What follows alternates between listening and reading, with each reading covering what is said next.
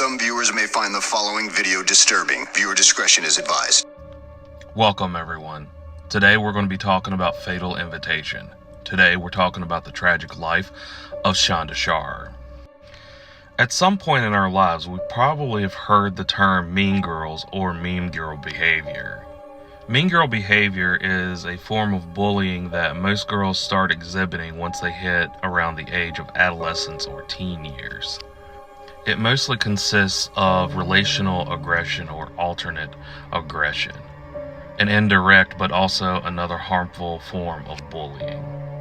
Unlike physical bullying, where the bullying consists of physical harm, mean girl behavior is a form of relational bullying, which is a form of trying to undermine or smear the reputation of another person as a way to take away what the other person has over them, as a way to make that particular person look bad to others.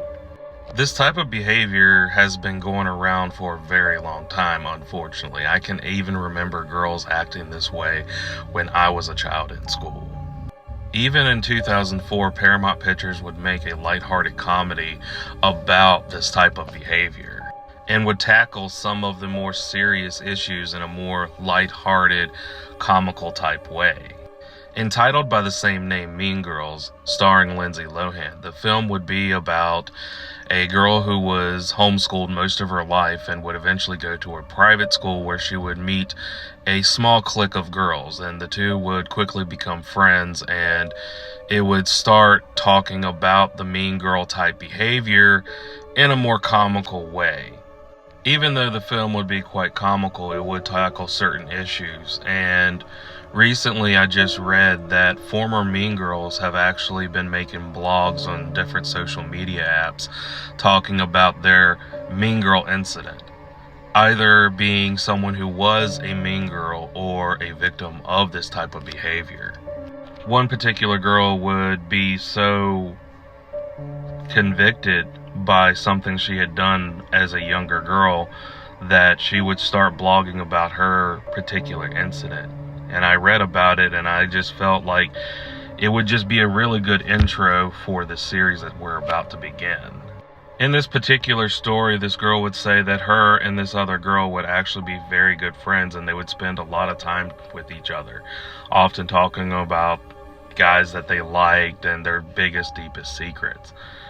She would say that she would be in gym class, and for whatever reason other than to make herself seem more popular than her friend, she would walk up to a football player and would hand him her bra that she had stolen from her locker room during changing in PE class, and had asked him to more or less embarrass her. She would even go as far to say that she wanted to pick out the most loudest, obnoxious jock that they had on the football team. And this guy would take the bra and he would begin parading around the gymnasium and would tell this particular girl that she had forgotten something. Puzzled, the girl would say, "I have no idea what you were talking about," to where he would open up his Letterman jacket and expose the bra that he was wearing around her chest, dancing around her and saying, "I don't even know why you wear one, considering yours are a lot smaller than the other girls around here." Completely mortified, the girl would run out of the gymnasium, and her former friend would see her and would notice that she would have tears falling down her cheeks. And she would say that this incident would actually completely devastate the friendship that she had with her friend, to where they would no longer speak ever again. This girl would particularly start making this blog and start reaching out to girls and telling them the harmful effects of mean girl behavior or bullying entirely. In most cases, mean girl behavior don't really end in tragedy, and honestly, looking in this story, I honestly wish that embarrassment would be the only thing that would happen when it comes to the story of Shonda Sharer, but unfortunately this would end ultimately in one of the biggest tragedies in our history. Not only would it completely ruin the lives of the girls who committed this act of treason, but it would completely ruin the lives of Shonda Shar's family and the family of the 4 girls involved. I actually had an opportunity to talk to a friend of mine, and this friend is actually the person that requested that I do this story. And he would share a time that he had actually at one time been friends with a boy that was actually a brother of one of the girls involved in this story. And this friend would tell him in confidence that after the events of this series, that it completely changed his life completely, to the point that it messed him up for many, many years. Not to mention that the events from this story would completely shake the foundation of Indiana right down to its core. And this very incident would be inspirations for various books and films after the 90s, and would even be subject for many docuseries.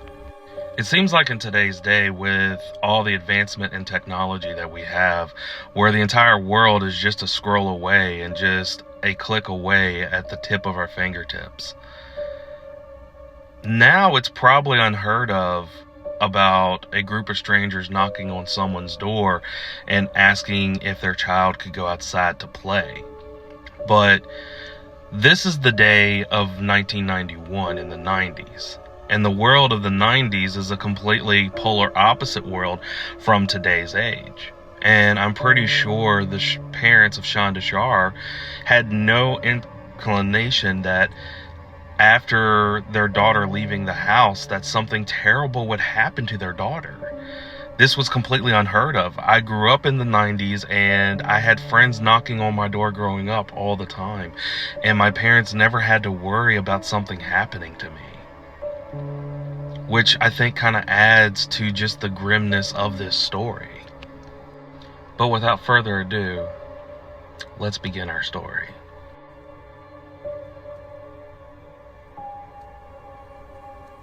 Shonda Shar was born on June 6, 1979, in a small town called Pineville, Kentucky. Shonda would also be born to both parents who were also married at the time, Stephen Shar and her mother, Jacqueline Voigt. They would also share a half-sister named Paige. Now, it's not sure how long the two would be married, but eventually Stephen and Jacqueline would actually ended up getting a divorce.